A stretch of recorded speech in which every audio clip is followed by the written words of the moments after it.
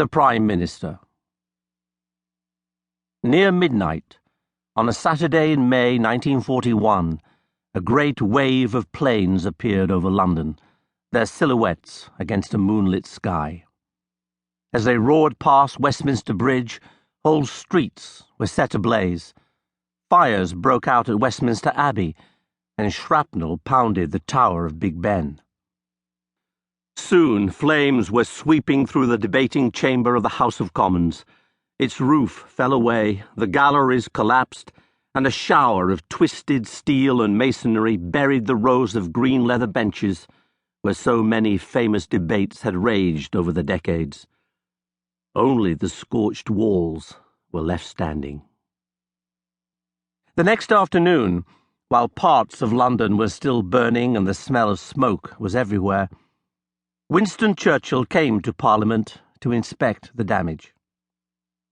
This was the second spring of Adolf Hitler's war against Great Britain, and Churchill was just completing his first year as Prime Minister.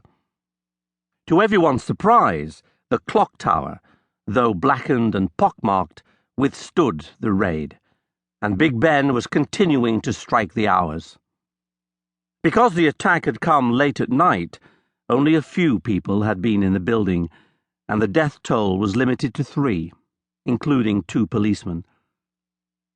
Over the whole of London, however, the casualty rate was appalling. With more than 3,000 killed or injured, it would prove to be the worst night of the Blitz. As he poked through the rubble, Churchill paused beside some charred beams and cast a solemn gaze over the destruction. With its roof gone, the wrecked chamber was illuminated by a pale shaft of sunlight, and the air was thick with dust. There were no relics to salvage, nothing new to learn about the enemy's methods. At one level, this was simply the latest in a long list of venerable buildings to suffer the fury of modern war. But of course, there was a greater casualty here, a direct hit on the very heart of British political life. In a flash, Hitler's bombers had gutted the home of one of the world's most important democratic assemblies. As Churchill would later put it, "Our old House of Commons has been blown to smithereens." The loss was personal.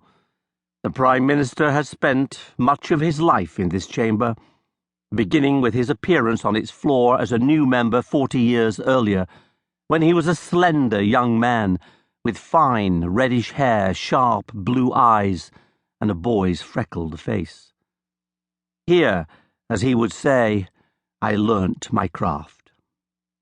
On this ground his father, Lord Randolph Churchill, had stood as an ally of Disraeli and an adversary of Gladstone. In the ladies' gallery, his American-born mother, the indomitable Jenny, had watched proudly as her son gave his maiden speech. He had sparred with friends and enemies here, from the early days of the century when he matched wits with the political powerhouse Joseph Chamberlain, to more recent times when he challenged the judgment of Joe's youngest son, Neville, who so badly misjudged Hitler in the 1930s. Here he had enjoyed moments of triumph and endured defeats, given brilliant speeches and occasionally a dull one, earned the admiration of many and enraged not a few.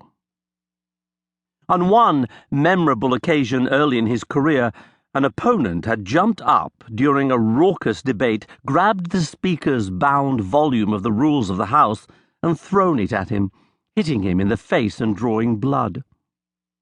During the abdication crisis of 1936, when he had tried to offer words of support for Edward VIII, howls of protest had filled the chamber, silencing him, and causing some to predict that his political career was at an end.